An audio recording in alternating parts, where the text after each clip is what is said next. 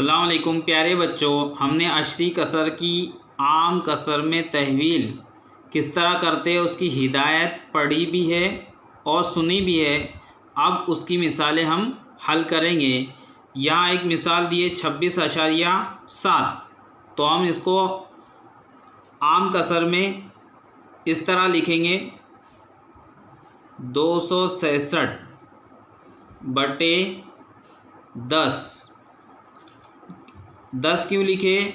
क्योंकि अशारिया के बाद एक ही मकाम था, एक ही हिंसा था, इसलिए हमने एक लिखकर एक सिफर लगाए। अब दूसरी मिसाल देखेंगे हम। यहाँ पर एक अशरी कसर दी हुई है 0.03, तो हम इसको क्या करेंगे 3 लिखेंगे, बटे में 1 लिखकर अशारिये के बाद कितने हिस्से हैं 2, तो यहाँ पर 2 सिफर लगा देंगे। अब तीसरी मिसाल है 18.425, तो हम पहले इसको पूरा लिखेंगे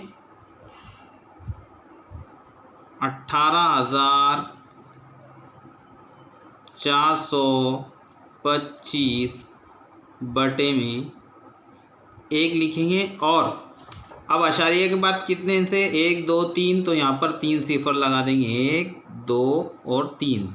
इस तरह अशरी कसर की आम कसर में तहवील होती है। इतनी वजाहत के बाद इंशाल्लाह आपको समझ में आ गया होगा।